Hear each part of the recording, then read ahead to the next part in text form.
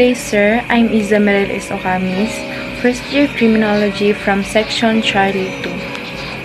Our topic is all about hexagonal in nature. Now, let us discuss hexagonal in nature.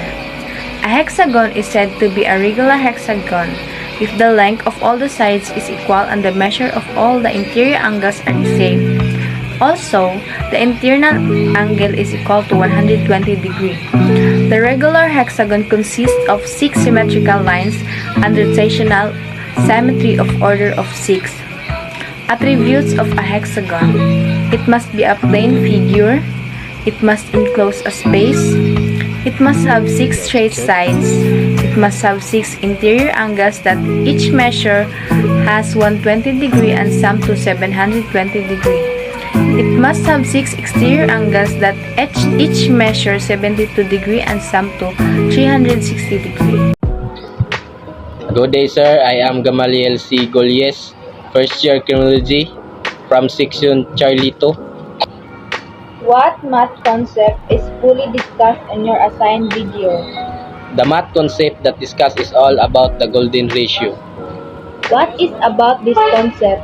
Cite few more real-world cases or examples that will show the concept. It's all about the golden ratio. The golden ratio can be seen anywhere. We look and also we hear it. The example shows the concept is the pieces of music has a golden section, which is the point, the climatic. It doesn't always have to be dramatic, but just something special always happens. What are the insights about these mathematical truths or certainties? The golden ratio occurs in many mathematical contexts. It is geometrically constructible by straight edge and compass. It is the limit of the ratio of consecutive terms of the Fibonacci number sequence 1, 2, 3, 5, 8, 13, and so on, which each term beyond the second is the sum of the previous two. Hexagons are some of the most common shapes in nature, and while animals cannot do math, we can. And thanks to math, we can come to the conclusion that hexagon is the most efficient shape in nature and in the world. Good day, sir. I'm Isabel Okamis, first year criminology from section Charlie 2. Question number 1. What math concept is fully discussed in your assigned video? The math concept that discussed is all about the golden ratio. What is about this concept? Cite few more real-world cases or examples that would show the concept. It's all about the golden ratio. The golden ratio can be seen anywhere. We look and also we hear it. The example shows the concept is the pieces of music has a golden section, which is the point that climatic. It doesn't always have to be dramatic, but just something special always happens. Question number 3. What are the insights about these mathematical truths or certainties? The golden ratio occurs when many mathematical contexts. It is geometrically constructible by straight edge and compass. It is the limit of the ratio of the consecutive terms of the Fibonacci number sequence 1, 1, 2, 3, 5, 8, 13, and so on, in which each term beyond the second is the sum of the previous two. Good evening, everyone. This is Karen Silibre. The first question is, what math concept is fully discussed on your assigned video? The math concept is all about the golden ratio and Fibonacci. The second question is, what is about the concept? This concept cite few more real words cases or example that would show the concept. The concept is represented by the pi is an irrational number that approximately equal to 1.618, and it is commonly commonly found in nature and when used in a design. The crystal of gems and minerals like algodonite, apatite, aquamarine, benotite are hexagonal in shape. Some of other gems can also be transformed into hexagonal shapes. Hence, ones can easily observe the hexagonal shape while visiting a jewelry shop. A snowflake is a hexagonal crystalline form of ice. A snowflake consists of 6 sides and 6-fold symmetry. Hence, it is one of the best examples of hexagonal objects present around us. Hi sir, I'm Justin Roth Stephanie Morcilia, first year criminology from section Charlie 2. The math concept that discussed in video is all about the golden ratio. The golden ratio can be seen anywhere we look and also we hear it. The example shows the concept in the pieces of music as a golden section, which is that point that's climatic. It doesn't always have to be dramatic, but just something special always happens. The golden ratio occurs in many mathematical contexts. It is geometrically constructible by straightedge and compass. It is the limit of the ratios of consecutive terms of the Fibonacci number sequence 1, 1, 2, 3, 5, 8, 13, and so on, in which each term beyond the second is the sum of the previous two.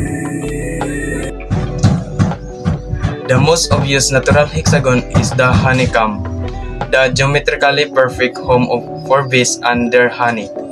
Bees worldwide are extraordinarily adept at constructions uniform hexagons, but beyond that, they themselves are encoded with the shape. The hexagon is written into their eye. One of the most common and natural occurring examples of hexagon is honeycomb. The 6 sides, 6 vertices, and 6 angles of each cells of a honeycomb make it perfect example of a hexagon. The question number 1. The math concept that discussed in video is all about the golden ratio.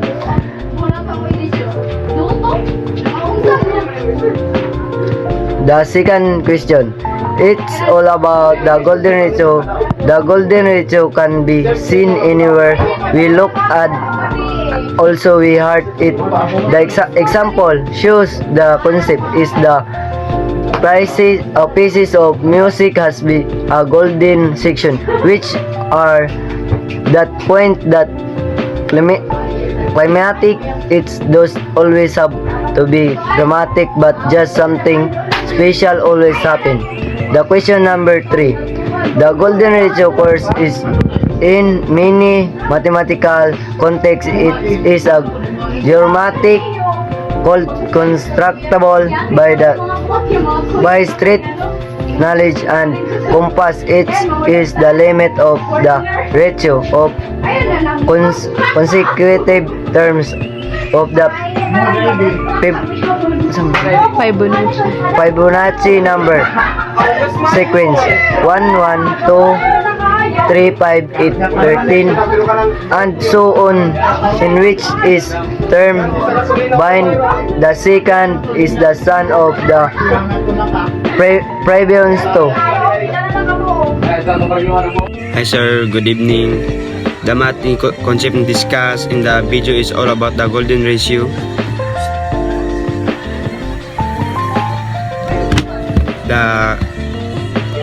The golden ratio is a mathematical ratio. It is a commonly found in nature and when used in a design it fosters organic and natural looking composition that are a stylistic pleasing to the eye. My name is Sumay Mini, section Charlie 2. 1. What math concept is fully discussed on your assigned video? The math concept that discussed in video is all about the golden ratio. Number 2. What is about this concept? Cite few more real world cases or example that would show the concept. It is all about the golden ratio. The golden ratio can be seen anywhere we look and also we hear it.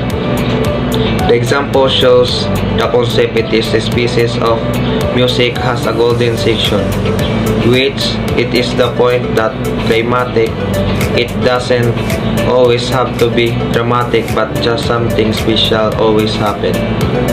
Number 3. What are your insights about these mathematical truths or certainties? The golden ratio occurs in many mathematical contexts. It is geometrically constructible by straightedge and compass.